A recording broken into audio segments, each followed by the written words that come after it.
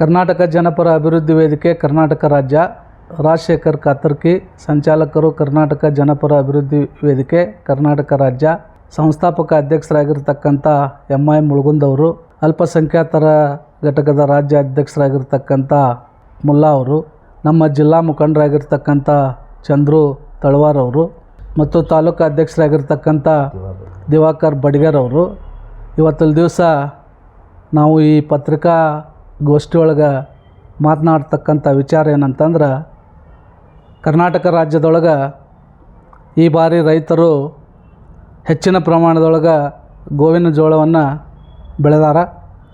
ರೈತರಿಗೆ ಸರ್ಕಾರ ಕ್ವಿಂಟಲಿಗೆ 2400 ರೂಪಾಯಿ ದರವನ್ನು ನಿಗದಿ ಮಾಡಿ ಆದೇಶ ಮಾಡೈತಿ. ಆದರೆ ಎಲ್ಲ ತಾಲೂಕಾ ಕೇಂದ್ರಗಳಲ್ಲಿ ಈ ಒಂದು ಸೂಕ್ತ ಸಮಯದೊಳಗೆ ಖರೀದಿ ಕೇಂದ್ರಗಳನ್ನು ತೆಗೆಯದೇ ನಿರ್ಲಕ್ಷ್ಯ ಆಗೈತಿ. ಅದರಿಂದ ರೈತರ ಯಾವ ಗೋವಿನ ಜೋಳವನ್ನು 2400 ರೂಪಾಯಿಗೆ ಕ್ವಿಂಟಲ್ ಖರೀದಿ ಮಾಡಬೇಕೋ ಅದರ ಬದಲಾಗಿ ಖರೀದಿದಾರರು 16 ಮತ್ತು 1700 ರೂಪಾಯಿಗೆ ಕ್ವಿಂಟಲ್ ಗೋವಿನ ಜೋಳವನ್ನು ಖರೀದಿ ಮಾಡಾಕತ್ತಾರ.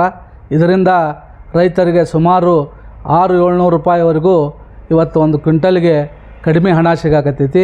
ಇದರಿಂದ ರೈತರಿಗೆ ಭಾಳ ಅನ್ಯಾಯ ಆಗೈತಿ. ಈ ಅನ್ಯಾಯವನ್ನು ಹೋಗಲಾಡಿಸಿ ತ್ವರಿತವಾಗಿ ಈ ಒಂದು ಖರೀದಿ ಕೇಂದ್ರವನ್ನು ತೆಗಿಬೇಕಂತಂದು ಲಕ್ಷ್ಮೇಶ್ವರ ನಗರದೊಳಗೆ 8ನೇ ತಾರೀಕಿಗೆ ತಹಶೀಲ್ದಾರ್ಗೆ ಮನವಿ ಕೊಟ್ಟರು ಈ ಭಾಗದ ರೈತರು. ಆದರೆ ಇಲ್ಲಿವರೆಗೂ ಸರ್ಕಾರ ಯಾವುದೇ ಕ್ರಮ ತೆಗೆದುಕೊಂಡಿಲ್ಲ. ನಾಳೆ ದಿವಸ ಯಾವ ರೈತರು ಲಕ್ಷ್ಮೇಶ್ವರ ನಗರದೊಳಗೆ ಖರೀದಿ ಕೇಂದ್ರಕ್ಕಾಗಿ ಹಗಲು ರಾತ್ರಿ ಹೋರಾಟವನ್ನು ಮಾಡ್ತಾ ಇದ್ದಾರೆ, ಆ ಒಂದು ರೈತರ ಹೋರಾಟಕ್ಕೆ ಕರ್ನಾಟಕ ಜನಪರ ವೇದಿಕೆಯ ಸಂಪೂರ್ಣವಾಗಿರ್ತಕ್ಕಂಥ ಬೆಂಬಲವನ್ನು ಈ ಸಂದರ್ಭದಲ್ಲಿ ಸೂಚಿಸ್ತಾ ಇದೆ. ಮತ್ತು ಅವರ ಹೋರಾಟಕ್ಕೆ ನಾವು ಕೂಡ ಜೊತೆಗಾರರಾಗಿ ರೈತರಿಗೆ ನ್ಯಾಯ ಸಿಗುವವರೆಗೂ ರೈತರ ಜೊತೆಗೆ ನಾವು ಕೂಡ ಹೋರಾಟವನ್ನು ಮಾಡ್ತೀವಿ ಅಂತಕ್ಕಂಥ ಎಚ್ಚರಿಕೆಯನ್ನು ನಾವು ಸಂಬಂಧಪಟ್ಟಂಥ ಅಧಿಕಾರಿಗಳಿಗೆ ಹೇಳಲಿಕ್ಕೆ ಬಯಸ್ತಾ ಇದ್ದೇವೆ.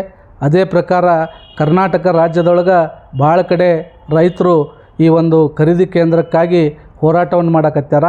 ಆದ್ದರಿಂದ ಕರ್ನಾಟಕ ಘನ ಸರ್ಕಾರದ ಮುಖ್ಯಮಂತ್ರಿ ಆಗಿರ್ತಕ್ಕಂಥ ಸನ್ಮಾನ್ಯ ಶ್ರೀ ಸಿದ್ದರಾಮಯ್ಯನವರಿಗೆ ಮತ್ತು ಉಪಮುಖ್ಯಮಂತ್ರಿಗಳಾಗಿರ್ತಕ್ಕಂಥ DK ಶಿವಕುಮಾರ್ ಅವರಿಗೆ ಮತ್ತು ಇಲಾಖೆಯ ಸಂಬಂಧಿಸಿದ ಸಚಿವರಿಗೆ ಮತ್ತು ಆ ಜಿಲ್ಲೆಯ ಎಲ್ಲ ಜಿಲ್ಲಾಧಿಕಾರಿಗಳಿಗೆ ನಾವು ವೇದಿಕೆಯ ಪರವಾಗಿ ಮನವಿಯನ್ನು ಮಾಡಿಕೊಳ್ತಾ ಇದ್ದೇವೆ.